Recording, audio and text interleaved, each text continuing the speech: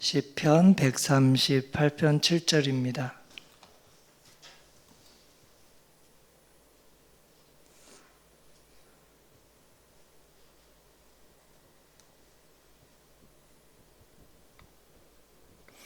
(7절) 함께 읽겠습니다.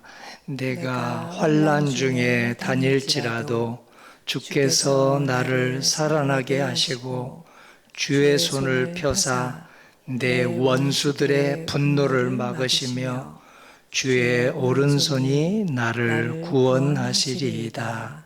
아멘. 할렐루야. 살아나게 하시고 구원하시는 주님의 은혜 가득하기를 기원합니다. 평화 인사 나누겠습니다. 평화를 빕니다. 평화를 빕니다. 오늘도 복된 날 되시길 바랍니다. 시편 138편은 다윗이 썼습니다. 다윗이 시편 150편 중에 무려 73편이나 썼습니다. 그 중에 오늘 본문도 다윗이 썼는데요. 그 중에 감사의 시가 많습니다. 오늘 시편 본문의 말씀도 감사의 시입니다. 1절에서 3절은 전심으로 감사합니다. 4절에서 6절은 어제 일에 대해서 감사합니다. 그리고 7절, 8절은 내일 있을 일도 감사합니다. 이렇게 세 가지로 감사하고 있습니다. 전심으로 감사합니다. 어제 일 감사합니다. 내일 일도 미리 앞당겨서 감사합니다. 다윗의 기도가 우리의 기도가 되기를 소망합니다. 왜냐하면 주님께서 다윗을 어려운 처지에서 구원해 주시고 살아나게 하셨기 때문입니다. 오늘도 어려울 때마다 하나님이 우리를 살아나게 하여 주시기 위해 예수님으로 오셔서 대적자의 손에 의해 돌아가셨지만 3일 만에 부활하셨습니다. 우리를 위해서 부활하셨습니다. 우리를 위해서 다시 사셨습니다. 예수님이 이 땅에 오셔서 33년 행하신 것은 모두 우리를 위해서입니다. 우리를 위해서 죽으시고 우리를 위해서 사역하시고 우리를 위해서 부활하시고 우리를 위해서 승천하셨습니다. 그래서 예수님을 믿는 사람은 어떤 처지에서도 부활의 은혜를 덧입을 수 있고 구원을 받을 수 있습니다.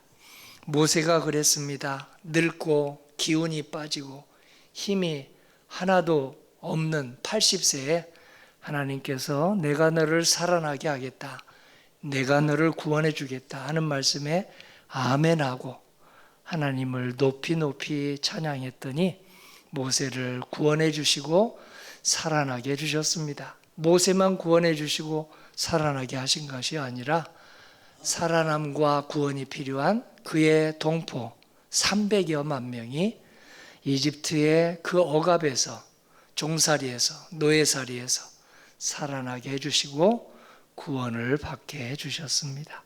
오늘 나이 드신 분들이 우리나라에 많습니다.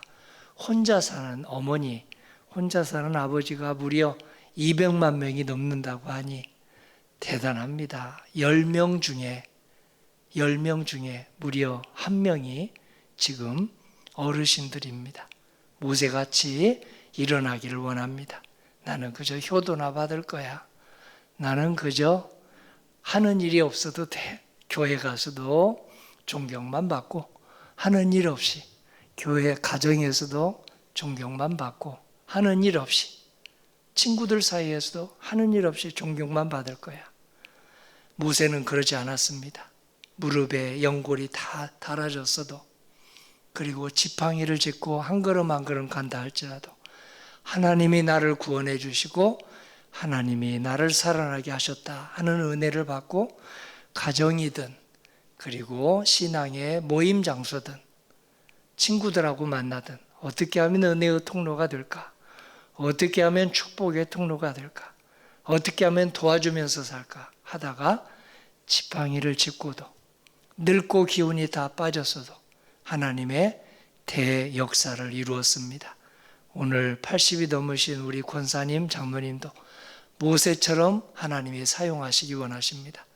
교회에서 큰일 감당하기를 주님의 이름으로 소원합니다.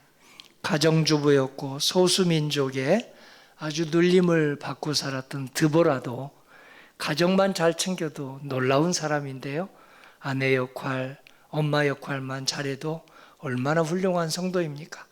그런데 하나님께서 나를 살아나게 하시고 구원해 주셨다 하는 것에 대해서 사사로 부르실 때 저는 가정일만 하기도 힘들어요 하지 않고 주님의 살아나게 하시고 구원하심에 아멘 하면서 뒤따라갔더니 가정만 살린 게 아니라 옆에 가정도 살리고 그리고 또 아주 가나안이라고 하는 이 못된 공격적인 대적하는 민족에게서 나라를 자기 민족을 잘 구해냈습니다.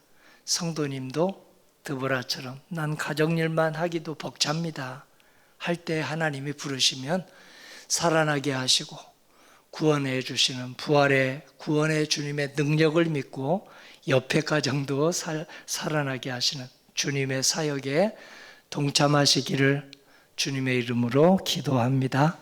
늦둥이로 태어난 사무엘, 그는 너무 늦둥이여서 오냐오냐만 하고 자라날 수 있는데 어머니가 그러지 않았습니다. 어머니가 하나님께 맡겼습니다.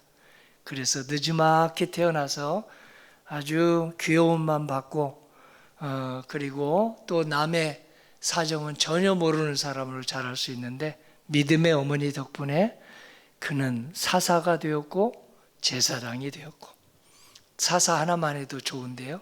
사사자 동시에 제사장으로 아주 영원히 이름이 기록이 되는 우리 아들을 사무엘만 같이 키웠으면 좋겠다 할 정도의 인물이 되었습니다. 성도님들의 아들과 딸도 품에 있던 이제 다 장성해서 부모님을 생신 때나 혹은 교회에서만 보던 사무엘처럼 키우시기를 주님의 이름으로 기도합니다.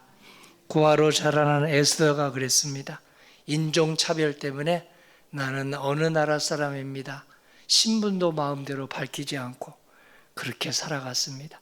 성도님 혹시 인종차별, 지역차별 때문에 나는 어디 출신이에요? 경상도 출신이에요? 충청도 출신이에요? 강원도 출신이에요? 말하지 않고 사는 분들을 만난 적이 있습니까? 그러면 오늘 에스더를 소개해 주시면 됩니다. 에스더가 그렇게 전전긍긍하며 살 때가 잠시 있었는데요. 하나님께서 살아나게 하시고 구원해 주신다는 믿음으로 이제 당당하게 외삼촌과 더불어서 저는 유대민족 출신입니다. 소수민족 출신입니다. 하나님이 나를 살아나게 하셨습니다. 구원해 주셨습니다. 하고 말하게 되자 몰살당할 뻔한 동족, 인종차별을 하면서 유대인은 다 죽여야 돼. 유대민족은 다 없어져야 돼. 하는 것에서 그 유대민족을 살아나게 했습니다. 우리나라도 그렇죠. 우리나라에 예수님을 믿지 못한 게 아쉽지만 그래도 존경받는 세종대왕이 있었습니다. 저 사우스 아프리카에서는 다윗 같은 그런 대통령이 바로 만델라입니다. 그리고 미국에서는 학력이 아주 짧았지만 살아나게 하시는 구원해 주시는 주님을 믿고 박사 학위 가진 사람 못지않게 존경받는 대통령이 된 링컨이 있습니다. 모두 다윗의 시를 사랑했습니다. 세종대왕만 빼고요. 세종대왕이 이 시대에 만일 태어났더라면 얼마나 예수님을 굳게 믿었겠습니까? 하나님께서 다윗에게 이 믿음 살아나게 하신다. 구원해 주신다. 어떤 처지에서도 나를 살아나게 하시니 나도 다른 사람에게 좀 힘이 되는 삶이 되겠다.